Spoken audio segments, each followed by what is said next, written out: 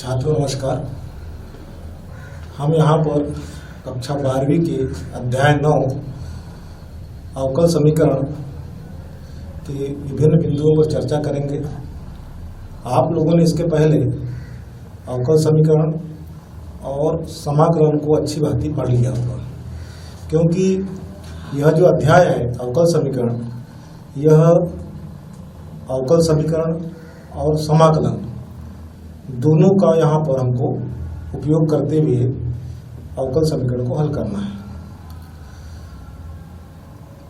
अवकल समीकरण जो है, इसमें आज का जो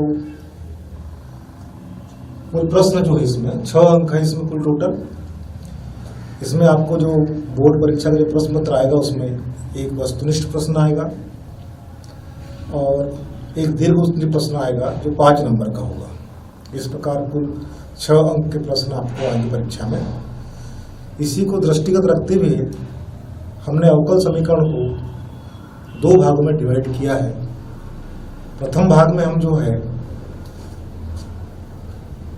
अवकल समीकरण की परिभाषा, अवकल समीकरण की कोटि, अवकल समीकरण की घात, अवकल समीकरण का विशिष्ट हल उदाहरण सहित हम समझाएंगे आपको।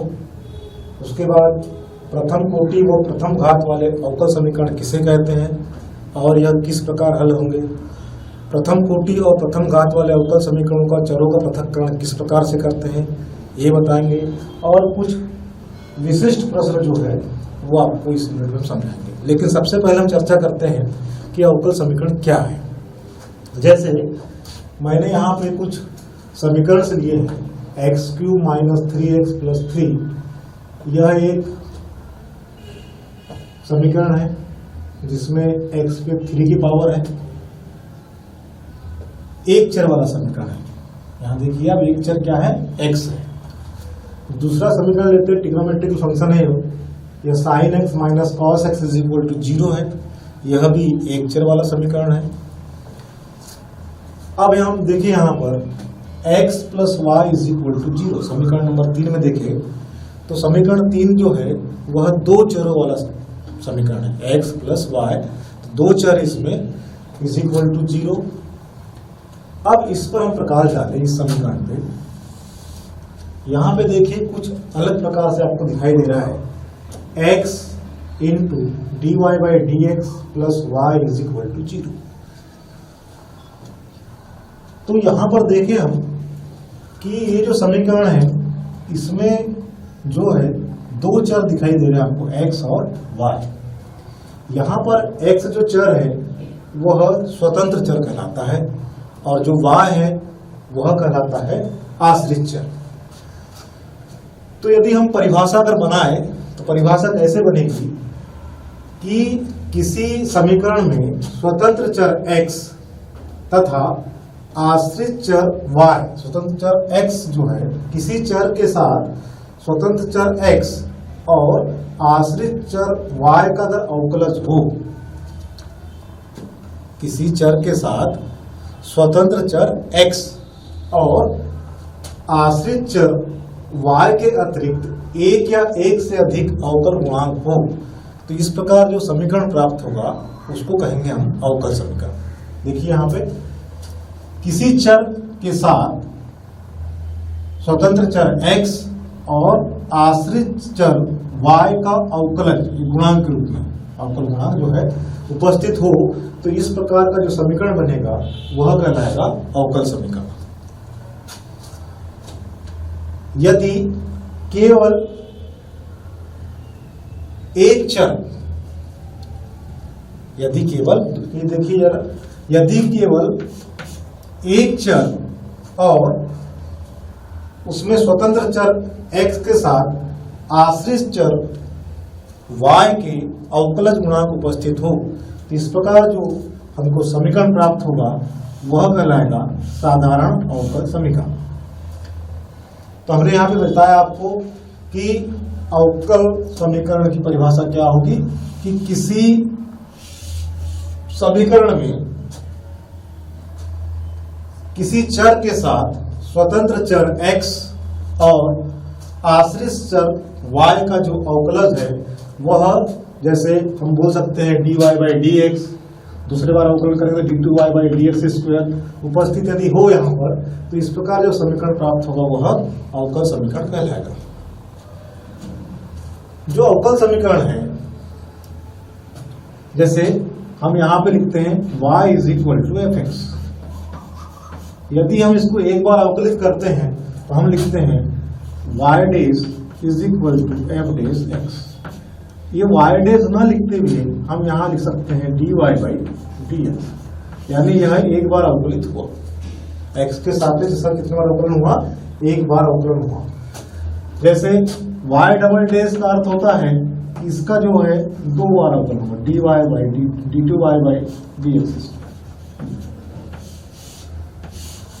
अब अगर आप बढ़ते चले अपन लोग तो y dash n is equal to d n y by d x n, इसका n बार अवकलन। इस प्रकार से जो है हम यहाँ पर इसको इस प्रकार लिख सकते हैं x d n y d x n plus y is equal to 0। ये nवा अवकलन कराएगा आपका। तो अब देखते हैं कि जो अवकल समीकरण दिया रहता है, अवकल समीकरण जो दिया है उसमें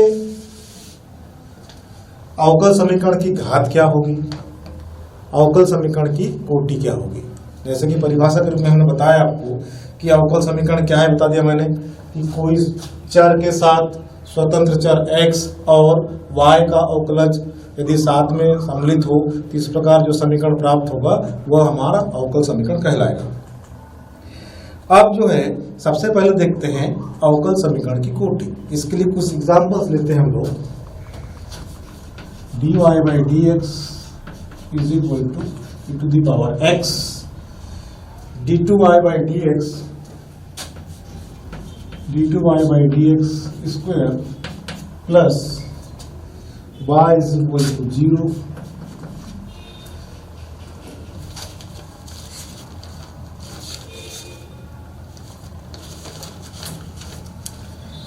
एग्जाम्पल लेते हैं d3y by d x cube plus x square d2y d x square का क्यूब इज इक्वल टू 0। यहाँ पर हम देखते हैं इन समीकरणों में अवकल समीकरण की कोटि। अवकल समीकरण की जो कोटि है इसमें जो है स्वतंत्र चर x और जो आश्रित चर है y के उच्चतम कोटि को अवकल समीकरण की कोटि कहते हैं। स्वतंत्र चर क्या है यहाँ पे x और उसका आश्रित चर क्या है y। तो स्वतंत्र चर x और आश्रित चर y के उच्चतम कोटि के अवकलज को अवकल समीकरण की कोटि कहते हैं। जैसे यहाँ मैंने लिया हूँ एक एग्जाम्पल, फर्स्ट है, ये सेकेंड है, ये थर्ड है। इससे हम यहाँ पता लगाएंगे कि इस समीकरण की कोटि कितनी है। तो सबसे पहले आप यहाँ ध्यान दें dy बाई डी एक्स, यहाँ देखिए आप यहाँ पर, तो इसकी कोटि कितनी होगी देखिए आप 1। कोटि देखिए अवकल समीकरण की कोटि 1 होगी। समीकरण 2 में देखिए आप d2y by d x square plus y is equal to 0। यहाँ पर देखिए आप पुनः ये d2x, इसकी कोटि क्या होगी समीकरण 2 की? कोटि होगी 2। अब इस प्रश्न में देखिए आप d3y by d x square plus x square d2y by d x square cube. यहाँ पे देखिए कि अधिकतम जो है वो 3 है, तो इस समीकरण की जो कोटि होगी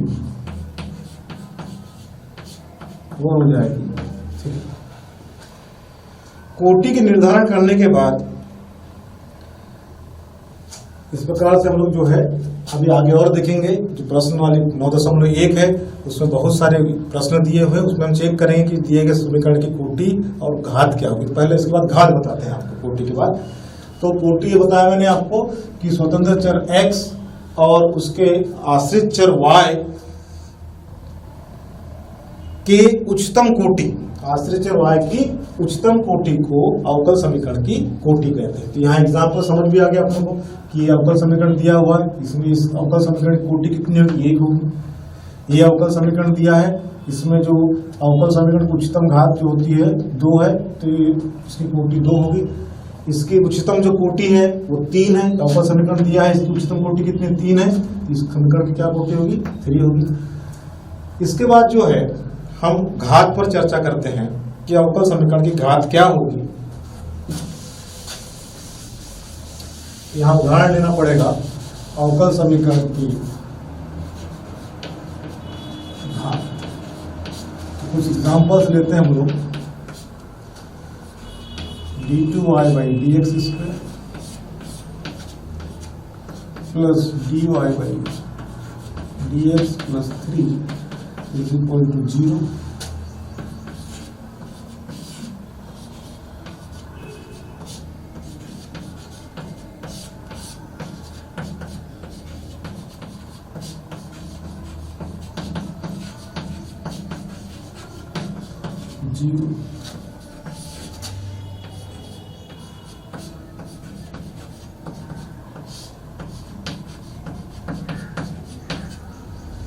ये 3 एग्जाम्पल लिए और 3 एग्जाम्पल में देखते हैं कि दिए गए अवकल समीकरण की घात क्या हो। अब घात जो है ये घात कहलाती है, यानी उच्चतम कोटि वाले जो गुणांक है अवकल समीकरण है उसकी जो पावर है वो उसकी घात कहलाती है। सबसे पहले हम चेक करेंगे यहाँ अवकल समीकरण में कि अवकल समीकरण की उच्चतम कोटि क्या है। तो उच्चतम कोटि कितनी है, 2। तो उच्चतम कोटि वाले अवकल समीकरण की जो घात है वह अवकल समीकरण की घात कहलाएगी। तो यहाँ पर देखिए इसकी घात कितनी होगी इस समीकरण की, अगर देखें यहाँ पे तो घात इस अवकल समीकरण की घात कितनी होगी, 2, क्योंकि इसकी उच्चतम कोटि कितनी है, 2 है। इस समीकरण में देखें आप कि यहाँ पर इसको 4 कर दीजिए, कोई दिक्कत नहीं है। d4y/dx² 4 plus 3। तो यहाँ पे देखिए इस अवकल समीकरण में d4y/dx 4 3, इसमें उच्चतम कोटि अवकल समीकरण कितनी, 4, ये 2 है, यहाँ 1 है। तो उच्चतम कोटि कितनी है इस अवकल समीकरण की, 4 है। तो घात के लिए सबसे पहले देखना पड़ता है कि अवकल समीकरण की उच्चतम कोटि कितनी है। तो उच्चतम कोटि वाला जो अवकल समीकरण है उस पर जो पावर है उसकी घात कहलाती है। तो यहाँ पर इसकी कोटि उच्चतम कोटि 4 है, तो इसकी पावर कितनी हो जाएगी इस अवकल समीकरण की, घात कितनी हो जाएगी, देखिए आप घात हो जाएगी 3। अब ये प्रश्न दिया dy/dx = x² + y²। तो आप देखेंगे तो बोलेंगे सर इसकी घात जो है वो तो 1 है, पर इसके पहले ये जो दिया है वर्गमूल इसको आपको हटाना पड़ेगा। जब तक आप वर्गमूल को हटाएंगे नहीं तो घात का निर्धारण नहीं कर सकते। तो कैसा करेंगे, दोनों पक्षों को वर्ग कर लीजिए आप। dy/dx का स्क्वायर = √x² + y² का होल स्क्वायर। तो इससे कैंसिल हो गया। तो अभी जो है dy/dx का स्क्वायर = x² + y²। अब आप जो है इस प्रश्न की घात बता सकते हैं कि दिया गया जो प्रश्न है उसकी जो घात होगी वह उच्चतम कोटि वाले अवकल समीकरण की घात हो जाएगी। तो इस जो प्रश्न है इसकी जो घात है घात हो जाएगी। इस प्रकार से जो है हम 3 उदाहरणों की सहायता से यहाँ बता सकते हैं कि दिए गए अवकल समीकरण की घात क्या होगी। अब जो है प्रश्न वाले में आपको प्रश्न आते हैं कुछ जो 9.1 प्रश्न वाली है, इसमें आपको दोनों चीज साथ में पूछेगा। दोनों चीज कैसे साथ में पूछेगा कि दिए गए अवकल समीकरण की घात और कोटि बताइए। तो जैसे अब प्रश्न 9.1 में आपके प्रश्न है, प्रश्न वाली 9.1, इसमें प्रश्न आते हैं आपको। तो ये प्रश्न जनरली विकल्प के रूप में आएंगे आपको कि दिए गए अवकल समीकरण की घात और कोटि बताइए। तो आपको घात और कोटि बताना है। तो मैं एक तो क्वेश्चन लेता हूं, यहाँ पर आपको बताना है कि दिए गए जो है ट्वाइस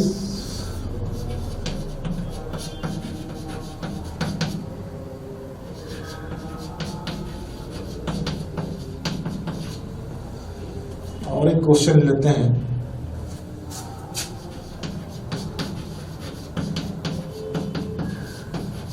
तीन क्वेश्चन, दो क्वेश्चन, फर्स्ट, ये सेकंड और थर्ड, तीन क्वेश्चन लेते हैं।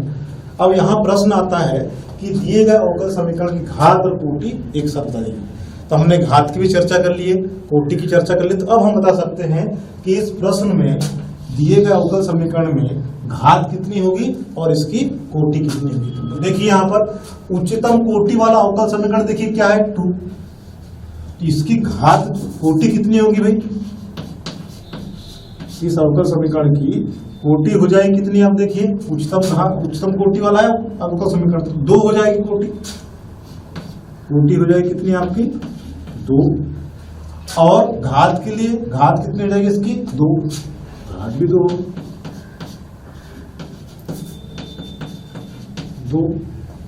अब यहां पे देखिए कि उच्चतम कोटि वाला अवकल समीकरण क्या है, d2y/dx² है, तो इसकी कोटि कितनी हो जाएगी,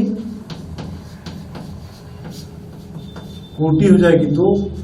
और घात कितनी होगी, देखिए उच्चतम कोटि वाला अवकल समीकरण की जो पावर है वो घात कहलाती है, तो घात कितनी होगी इसकी, घात हो जाएगी 1। अब यहां देखिए तो सरल है बिल्कुल, dy/dx है, इसकी कोटि भी 1 होगी और घात भी 1 होगी, तो कोटि 1 और जो घात है इसकी क्या होगी, 1 होगी। इस प्रकार से जो है 9.1 जो प्रश्न वाली है उसमें बहुत सारे प्रश्न हैं जिनको आप हल कीजिए। इस प्रकार के प्रश्न आएंगे आपको और ये विकल्प के रूप में आएंगे कि दिए गए अवकल समीकरण की कोटि या घात या दोनों, कोटि या घात दोनों बताइए। आगे चलते हैं, अगला टॉपिक जो है उस पर हम लोग चर्चा करेंगे, अवकल समीकरण का विशिष्ट हल कैसे निकालेंगे।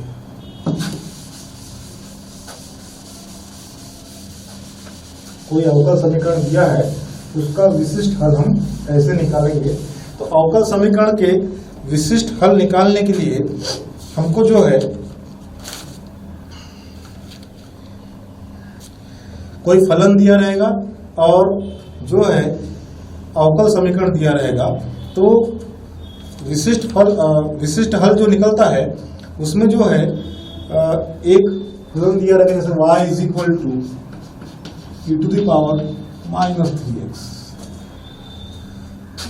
y = e⁻³ और अवकल समीकरण दिया रहेगा आपको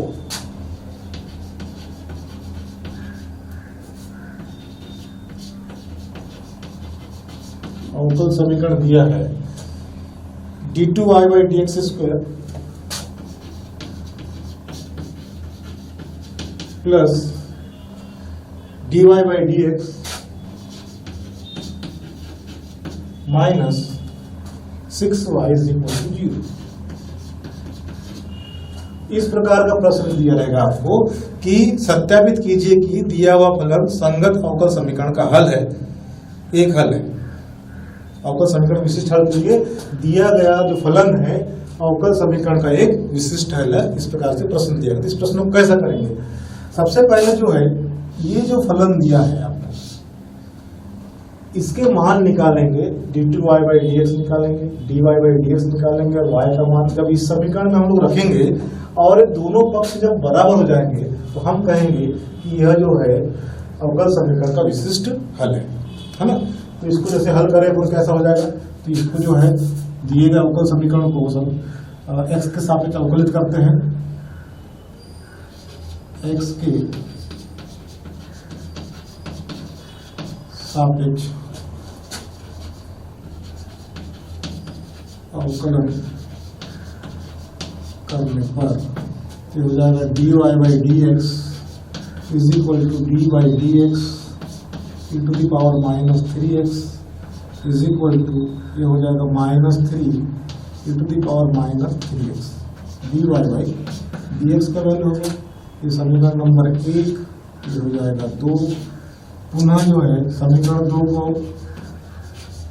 समीकरण 2 को x के सापेक्ष अवकलित करने पर, अवकलन करने पर तो ये हो जाएगा d2 y by dx square is equal to -3 d by dx -3 to the power -3 is equal to, अवकलन आपने किया है, बहुत बड़ी यूनिट थी अवकलन की और पूरा अवकलन आपने अच्छे से किया है, तो ये इसका हो जाएगा माइनस माइनस प्लस हो जाएगा 3 to the 9 to the power 9 3। ये d2y by dx स्क्वायर का मान, समीकरण नंबर 3। अब इन प्राप्त मानों को ये अवकल समीकरण में पुट करते हैं, और अवकल समीकरण में मानों को पुट करने पर यदि दोनों पक्ष बराबर आ गया तो इसका दिए गए फलन का विशिष्ट हल होगा। कैसे रखें हम, d2y by dx स्क्वायर का मान रखिए, क्या आएगा, तो 9 यहाँ लिख लीजिए, d2y by dx square plus dy by dx minus 6y is equal to 0। तो इसका वैल्यू रखेंगे तो 9 माइनस 3x प्लस ये हो जाएगा माइनस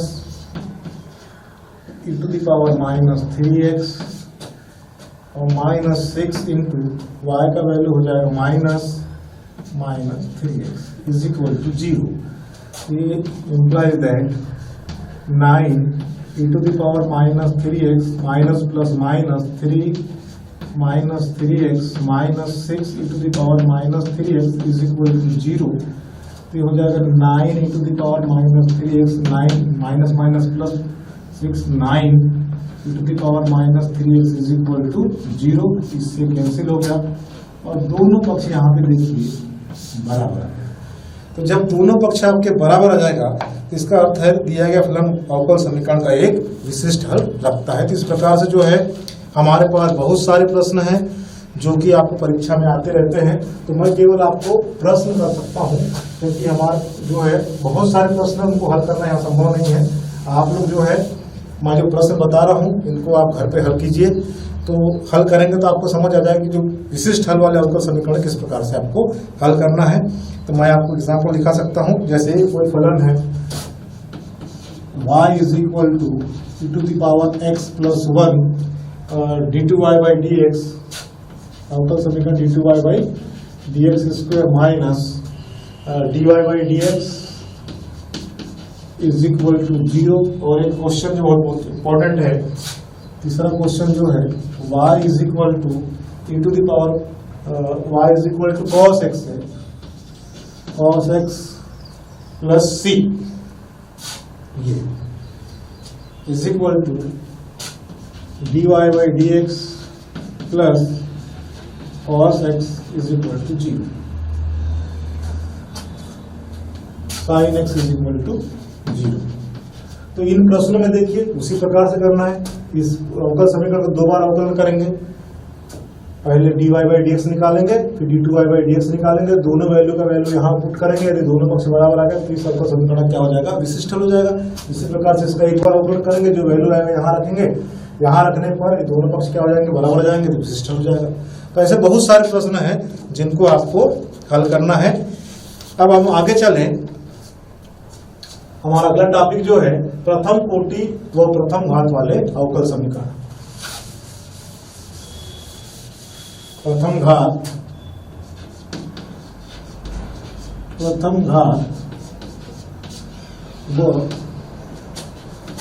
प्रथम कोटि वाले अवकल समीकरण।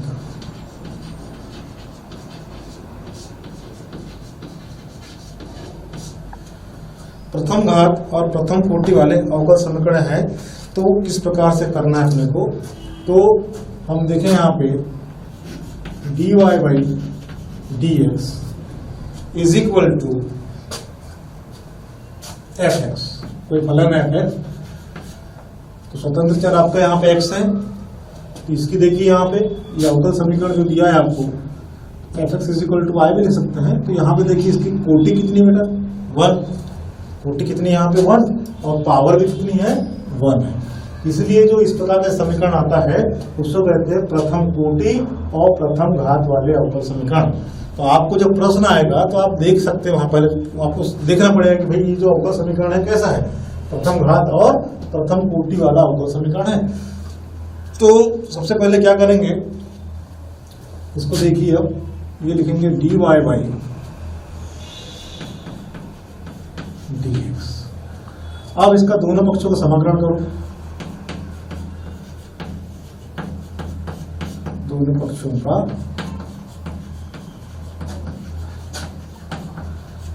समाकलन करने पर, क्योंकि अवकल समीकरण में अवकलन की प्रोसेस आती है और समाकलन दोनों साथ साथ चलती रहती है। तो समाकलन करेंगे dy is equal to integral fx dx, इसका हो जाएगा y is equal to capital fx plus c। तो इस प्रकार से जो है यहाँ पर हमको जो है प्रथम कोटि वाले और प्रथम घात वाले अवकल समीकरण का जो है रिजल्ट इस प्रकार से प्राप्त होगा, y is equal to fx plus c। तो अब हम जो है यहाँ पर कुछ एग्जाम्पल्स लेते हैं जिनकी सहायता से हम लोग इसको अच्छे से समझ सकते हैं। तो प्रश्न वाले अगले जो है 9.3 है, उसमें जो प्रश्न लिया है हमने वो लिए है, पहला प्रश्न देखते हैं, प्रथम कोटि प्रथम घात वाला है, dy by dx is equal to cot square x। इसको हल करना है हमको, तो बताया मैंने आपको, तो dy is equal to cot square x into dx। अब दोनों पक्षों का समाकलन करेंगे, दोनों पक्षों का समाकलन करने पर समाकलन करेंगे dy is equal to cot square x into dx। ये हो जाएगा y is equal to integral, cot को लिखेंगे cosec square x minus 1 dx। ये वैल्यू पता होता है आपको। अब इसको इंटीग्रेट करेंगे तो क्या हो जाएगा, integral cosec square x dx minus integral 1 dx। तो कॉसेक स्क्वायर x जो होता है इसका इंटीग्रेशन होता है minus cot x minus integral 1 का कितना होगा x प्लस c। तो ये जो है प्रथम कोटि और प्रथम घात वाले अवकल समीकरण का क्या हो जाएगा, हल हो जाएगा। तो इस प्रकार जो है हम लोग, और उदाहरण है अपने पास में बहुत सारे जिनको आगे हल कर सकते हैं।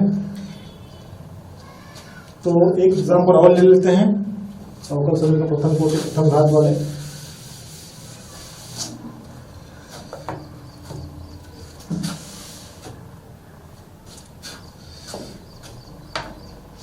एग्जाम्पल है x square plus 1 dy by dx is equal to 1। ये भी देखिए आप, प्रथम कोटि है और प्रथम घात वाला अवकल समीकरण, इसको थोड़ा सॉल्व कर लें। तो dy by dx is equal to 1 upon 1 plus x का स्क्वायर। ये हो जाएगा dy is equal to 1 upon 1 plus x का स्क्वायर dx। दोनों पक्षों का क्या करेंगे, अब समाकलन कर लें, दोनों पक्षों का समाकलन करने पर क्या हो जाएगा, देखिए integral dy is equal to integral 1 upon 1 plus x square dx। और आपने पढ़ा है integral 1 upon 1 plus x square is equal to क्या होता है, tan इनवर्स x होता है। इसका वैल्यू यहाँ पुट कर देंगे तो dy इसका हो जाएगा y। तो y is equal to 1 upon 1 plus x square का जो इंटीग्रेशन होता है वो होता है tan inverse x plus c। इस प्रकार से ये जो प्रथम कोटि और प्रथम घात वाले अवकल समीकरण का हम लोग यहाँ पर हल को क्या कर लें, ज्ञात कर सकते हैं। आगे देखिए अगला जो टॉपिक है प्रथम घात प्रथम कोटि वाले अवकल समीकरण के चरों का पृथक्करण करना है। अपने को क्या करना है, चरों का पृथक्करण करना है। जैसे यहाँ पे तो केवल एक चर था एक्स स्क्वायर, अब जो है हमारे पास दो चर है एक्स और वाई, तो उसको किस प्रकार से पृथक करेंगे। दिया गया अवकल समीकरण जो होगा वो प्रथम घात प्रथम कोटि वाला ही होगा, लेकिन हमको चरों का पृथक्करण करना है। प्रथम घात और प्रथम कोटि वाले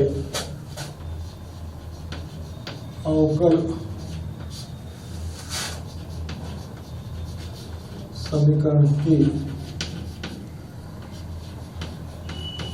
चरों का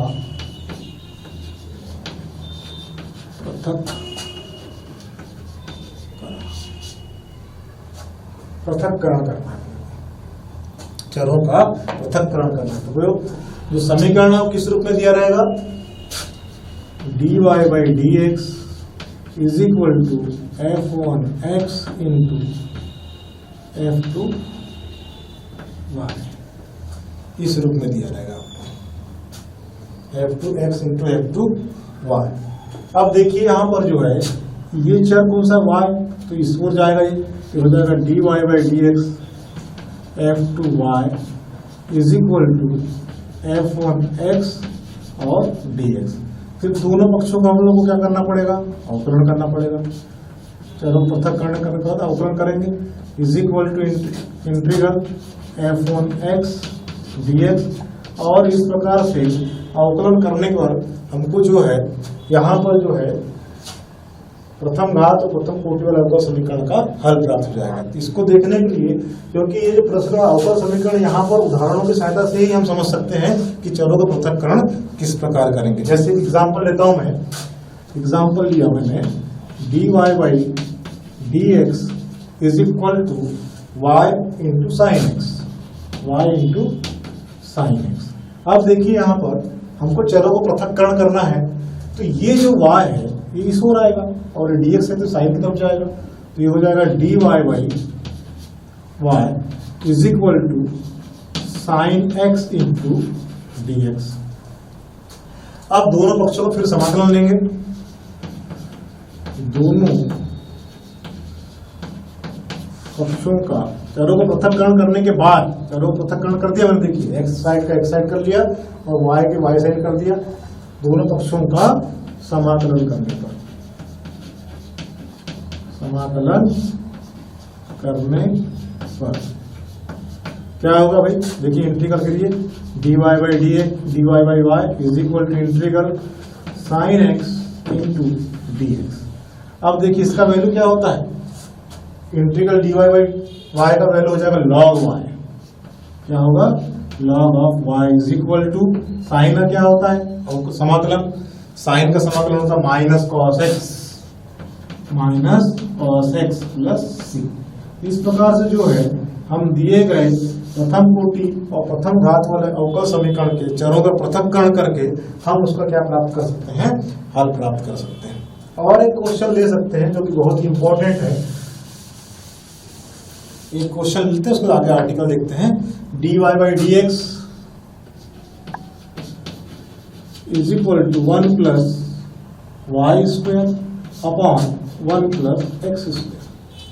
इस प्रकार के प्रश्न परीक्षा में जनरली पूछे जाते हैं कि दिए गए अवकल समीकरण को हल कीजिए। तो आप यहाँ देख लीजिए पहले कि प्रथम कोटि और प्रथम घात वाला अवकल समीकरण है और इसमें चरों को क्या करना पड़ेगा, आपको पृथक्करण करना पड़ेगा।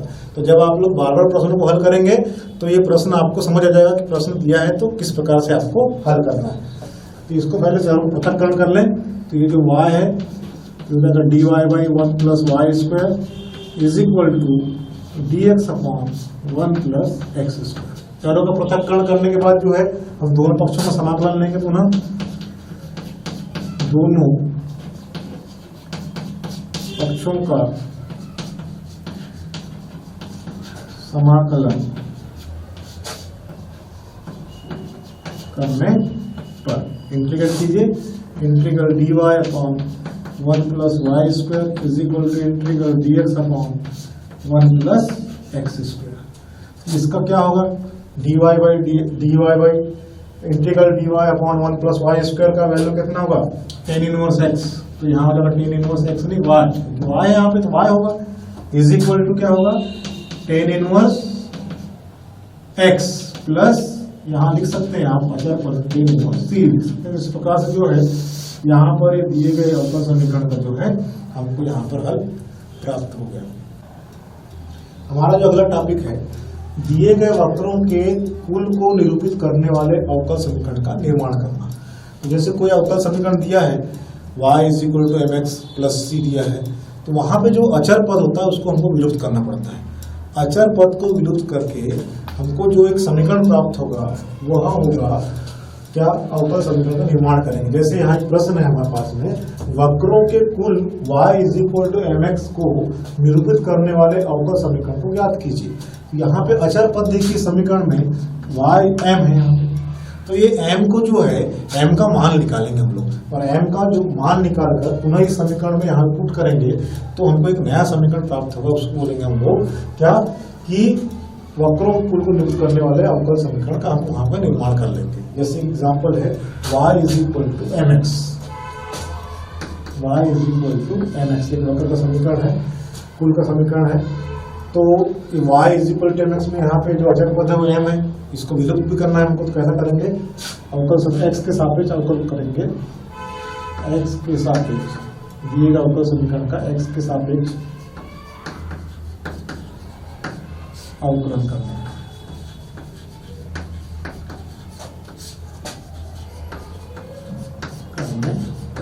क्या हो जाएगा भाई, dy by dx is equal to d by d x m into x. तो ये कितना हो जाएगा यहाँ पर m, और इसका मान हो जाएगा कितना 1। तो dy बाई डी एक्स का वैल्यू आ जाएगा dy by d x is equal to dy by d x is equal to m। ये समीकरण नंबर 1 हो गया, ये समीकरण नंबर 2 हो गया। समीकरण 2 में जो m है इसका वैल्यू यहाँ रखेंगे, तो m का मान क्या हो जाएगा, विलुप्त हो जाएगा, विलुप्त हो जाएगा। समीकरण 2 का मान, समीकरण 2 का मान समीकरण 2 का मान समीकरण 1 में रखने पर तो क्या हो जाएगा, देखिए m का वैल्यू रखेंगे तो क्या होगा, y is equal to m का वैल्यू क्या है, dy by d x into x. तो इस प्रकार से जो है हम देखेंगे यहाँ पर, इसको अगर लें तो ये हो जाएगा 0 is equal to x into d y by d x minus y, या हम लिख सकते हैं x into d y by d x minus y into 0। तो बिना अचर पद वाला हमको यहाँ पर एक अवकल समीकरण प्राप्त हो गया। तो यहाँ पर जो क्या किया हमने, अचर पद को क्या किया, विलुप्त किया। इस प्रकार के जो प्रश्न आएंगे उसमें हमें ध्यान रखना है कि जो अचर पद दिया रहेगा उसको विलुप्त करना है। एक एग्जाम्पल और देखते हैं, ऐसे परवलयों के कुल का समीकरण ज्ञात कीजिए। इसमें एक शब्द आता है कुल, इसको भी ध्यान रखना है आपको कि ऐसे परवलयों के कुल का समीकरण निर्मित कीजिए जिसका शीर्ष मूल बिंदु पर। तो परवलय देखें जरा आप यहाँ पर,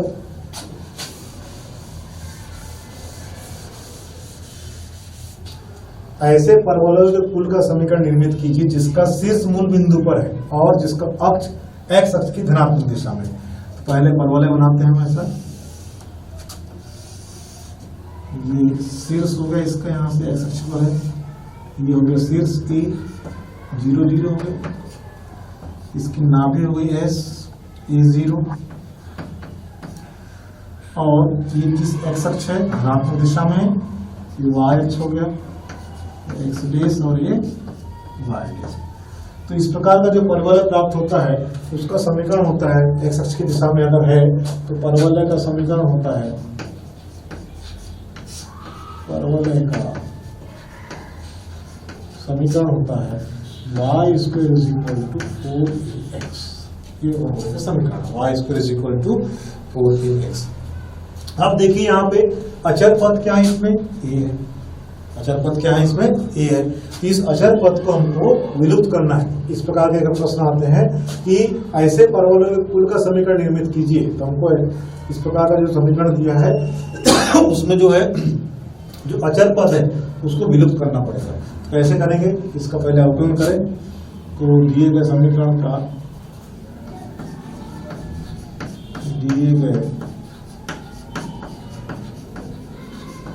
समीकरण का x के सापेक्ष अवकलन करने पर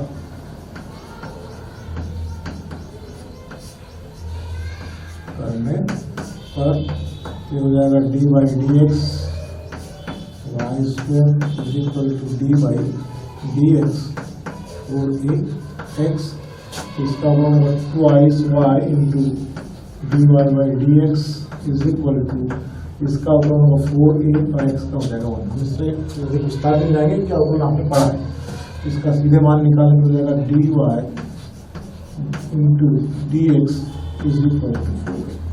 तो ये अचर पद का मान हमको विलुप्त करना है, यानी अचर पद a को क्या करना है, विलुप्त करना है। तो ये जो 4a है इसका जो समीकरण नंबर 2 लिख दिया इसको, समीकरण नंबर 1। तो ये जो 4a है तो ये यहाँ पे अचर है, इसका मान क्या करना है, विलुप्त करना है। तो इसका वैल्यू यहाँ पुट कर देंगे, पुट करने पर इसका क्या हो जाएगा, विलुप्त हो जाएगा यहाँ पर। तो 4a का मान समीकरण 1 में रखने पर समीकरण 1 में रखें, समीकरण 1 क्या लिखे, y square is equal to 4ax, तो 4a का वैल्यू पुट करेंगे तो जाएगा y square is equal to 2y into d y by d x, है ना, इंटू एक्स। ये हो जाएगा y square is equal to twice x y d y by d x, या हम इसको इस प्रकार से लिख सकते हैं twice x y d y by d x minus y square is equal to 0।